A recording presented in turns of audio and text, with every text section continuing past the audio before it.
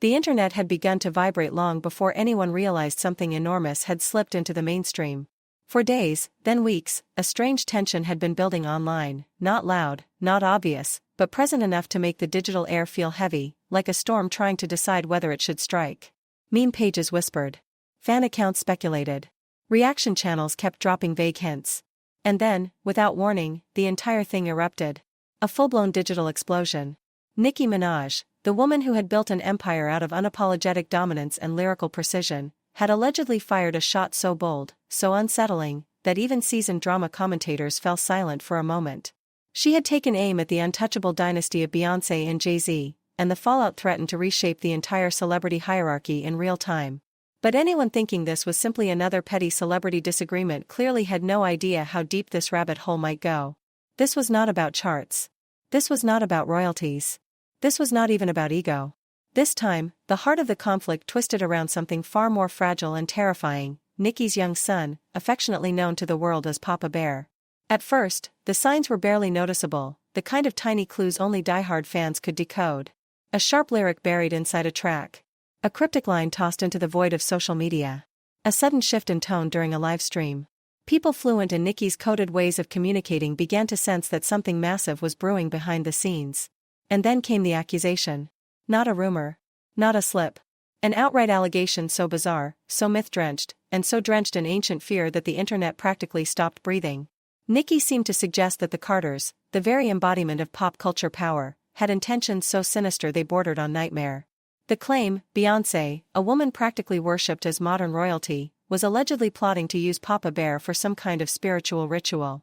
Anyone hearing it for the first time would have sworn it sounded like the plot of a late-night horror film rather than a real-world headline. Social media went feral. Comment threads turned into battlegrounds. People either dismissed it instantly or began digging for hidden clues in old interviews and concert visuals. The strange part was not the accusation itself. It was how quickly the internet found old fragments, old whispers, old interviews that suddenly felt like puzzle pieces of a bigger picture. For years, unverified claims about Beyoncé's alleged involvement in esoteric practices had floated around the darker corners of the internet, kept alive by anonymous insiders, disgruntled employees, and the occasional chaotic celebrity outburst. Normally, these stories remained buried under the weight of Beyoncé's ironclad public image. But now, with Nicki stepping into the arena, everything felt different. This was not a random conspiracy page. This was a global superstar placing a spotlight on something most people were too afraid to discuss aloud. And perhaps the most dangerous part of all, she sounded serious. Dead serious. There was something almost unreal about the way Nicki Minaj stepped into the spotlight this time. It was not a typical celebrity outburst, not the usual subliminal shade that fans decode for fun. This was different. Nicki, armed with one of the most influential platforms in modern music and backed by an army of fiercely loyal barbs, had dragged whispers that once lived in the shadows straight into the blinding center of mainstream attention. She had taken what the internet once called crazy talk, placed it under a magnifying glass, and said, "Look again." And instantly, the world demanded to know one thing: why? What could push a woman of her caliber, a global superstar with everything to lose, to unleash an allegation that could jeopardize her legacy? Was this a calculated power move? Was she attempting to reclaim the throne by taking a swing at the reigning queen of pop culture? Or was this something far more personal? Something rooted in genuine fear for her child's safety? No one knew for sure, but one thing was certain: whatever ignited this fire did not begin yesterday. The roots of this feud twisted deep, tangled like the branches of a cursed tree stretching across years of rivalry, unresolved tensions, and bruised egos. There had been talk of a massive financial dispute with Jay-Z, whispers that Nicki had lost millions because of deals that never added up. Then came the unspoken tension between two powerful women standing at the absolute peak of the industry, a rivalry that fans felt long before anyone ever admitted it. And of course, there was the infamous moment Nicki brought up Beyoncé's children during a heated clash with Cardi B. That single moment was considered a cardinal sin in celebrity culture. You simply never touch the Carter children. Ever. Jay-Z had stayed silent. Beyoncé had stayed silent.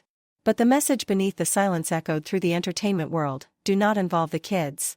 Kanye West had ignored that silent rule once, spiraling into a public meltdown in which he questioned the legitimacy of the Carter children. The backlash nearly swallowed his career whole. Lawyers circled. Headlines screamed. And although the Carters did not press charges, the warning was forever stamped into the industry: the Carter children are off limits. And now Nicki had allegedly taken things 10 steps further. She was not just involving children again, she was accusing Beyoncé of targeting children, of harming children, of performing rituals on children. It was the kind of accusation that could burn reputations to the ground. Instantly, the stakes skyrocketed into terrifying territory. The internet responded as expected, with absolute chaos. Papa Bear, Beyoncé Voodoo, and Team Nicki all battled for dominance on trending lists. The Barbs went into full-scale combat mode, digging through old interviews, obscure backstage rumors, abandoned forum threads, anything that could possibly connect Beyoncé to dark spiritual practices. Conspiracy theories multiplied like venomous vines, twisting themselves around every corner of the internet until it became impossible to tell fact from fiction. But while the digital world screamed, Beyoncé did something that made everything even more unnerving. She stayed silent. Completely silent. No social media activity. No interviews. No press statements. This was not just silence. This was strategy. A silence so absolute that it began to feel like a psychological weapon. In the court of public opinion, silence can be misread in 1,000 ways, and many were beginning to read it as something dangerously close to guilt. Then came the moment that sent the internet spiraling again. Solange posted a cryptic image on Instagram, a photograph that appeared to show a ritual altar decorated with candles, herbs, and symbolic objects. Comments were disabled. No explanation.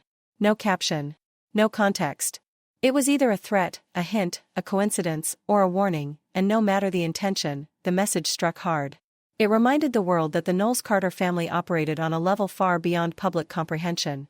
The allegations of witchcraft, of course, were not entirely new. Beyoncé's former drummer, Kimberly Thompson, had once claimed that Beyoncé used extreme witchcraft and dark magical practices against her. At the time, the world dismissed Thompson as unstable, her accusations as delusion. But now, with Nicki stepping into the arena, the old allegations resurfaced like ghosts refusing to stay buried. Even Kanye's old rants, the ones in which he insisted that the Carters were controlled and capable of taking people out, began circulating again. Clipped, edited, and dissected by conspiracy pages as if they were sacred prophecies. And then there were the darker whispers linking the Carters to Aaliyah's tragic death, fueled by an eerie interview that resurfaced and spread like wildfire. The idea that Beyoncé, beloved, admired, worshipped, could be involved in something so sinister was almost unbearable for fans. But the internet did not care about comfort. It cared about spectacle, and this spectacle was spiraling into darkness. But the part that chilled people the most was Nicki's claim that Papa Bear was allegedly silent, not due to development, not due to medical issues, but due to Beyoncé's supposed spiritual interference. That was the moment the narrative shifted from celebrity drama to something that felt like a true crime documentary playing out in real time. The world wanted answers. Did Nicki have evidence? Had she witnessed something? Heard something? Or was she falling victim to paranoia fueled by years of industry pressure? No one knew. Hollywood PR machines were working at full speed to protect reputations. Fans battled endlessly online. Digital detectives dug relentlessly for clues that probably never existed. One thing became undeniable: Nicki Minaj had declared all-out war on the Carter dynasty. And this was no friendly industry disagreement. This was a war with potential casualties, reputational, legal, and emotional. The world waited for the Carters to respond, wondering whether Beyoncé would speak or whether Jay-Z would step in to crush the situation quietly. And then, finally, the silence cracked. Not through Beyoncé. Not through Jay-Z. But through an army of lawyers. The lawsuit was not loud or dramatic. It was cold. Precise. Merciless. A legal weapon forged with surgical accuracy, aimed directly at Nicki's name, her livelihood, and her empire. Defamation. Slander. Emotional distress. Each accusation was a blade designed to cut her public image down piece by piece. And as if that was not enough, rumors soon circulated that Jay-Z was petitioning for a restraining order, a legal wall that would prevent Nicki from ever speaking about the Carter family again. This was not a feud anymore. This was war on paper. War in courtrooms. War with stakes that could destroy careers. And the world watched, breathless, waiting to see who would walk away, and who would be left standing in the ruins. The whispers of a gag order hit the internet like a thunderclap. A legal muzzle, the ultimate weapon of silence, allegedly crafted behind closed doors and sharpened with precision. It carried one unmistakable message: stop talking, or face consequences that would echo for years. But Nicki Minaj did not retreat. She did not waver. She did the one thing no one expected: she pushed back even harder. Fueled by the unwavering devotion of the Barbs and convinced she was fighting an authentic battle for her child, Nicki began to hint that she possessed more than anger. She claimed she had proof. Evidence. Screenshots. Witnesses. People who had allegedly seen the shadows behind the Carter empire and lived to tell the story. Her cryptic posts, dripping with defiance, teased the arrival of receipts that would supposedly tear down the veil surrounding Beyoncé's immaculate public image. The entire industry froze. Was Nicki bluffing? Or did she truly have something dangerous, something powerful enough to fracture a global superstar's legacy? If even a sliver of her claims held truth, it would not simply damage Beyoncé. It would detonate her entire mythos, the golden aura, the perfection, the influence, the untouchable status. But if Nicki failed to deliver evidence?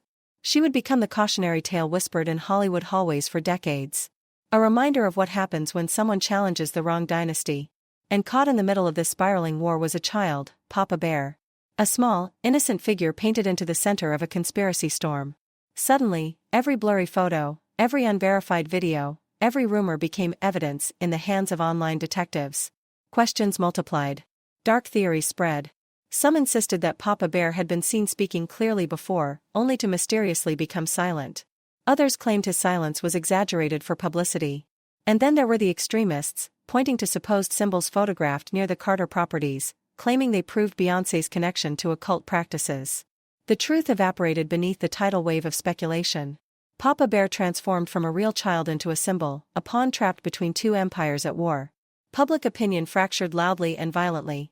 Some hailed Nicki as a hero, a mother standing against an unstoppable machine. Others accused her of using her child to spark headlines. Television pundits debated for hours. Commentators dissected every new rumor. Social media became a battleground where truth and lies merged into something unrecognizable. But the storm was far from over. Because soon, the receipts arrived. The first batch came in the form of leaked emails. Allegedly private communication between Beyoncé's management and various spiritual consultants. Nothing overtly incriminating.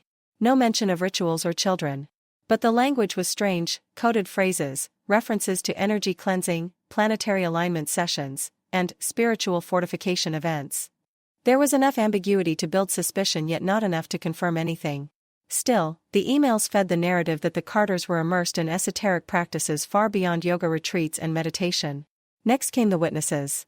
Former staff members, speaking in distorted voices with their faces blurred, emerged through anonymous interviews. Each one offered unsettling descriptions of candlelit rooms, midnight chanting sessions, and a household meticulously arranged according to specific metaphysical principles. One assistant claimed Beyoncé would never sign a contract without consulting a psychic first. Another described the home filled with crystals positioned at precise angles, talismans arranged according to sacred geometry, and rooms no one was allowed to enter unless invited. Alone, each testimony seemed wild. Together, they formed a chilling puzzle. Brick by brick. Whisper by whisper. A picture began to emerge, one that contradicted everything the world believed about Beyoncé. Jay-Z's legal team scrambled to contain the damage. Their approach was ruthless, painting every witness as unstable, emotionally volatile, and seeking revenge. They highlighted every inconsistency, every financial hardship, every personal conflict, attempting to reduce the witnesses to unreliable nobodies. Their arguments were polished, powerful, and delivered with the confidence of a team accustomed to winning.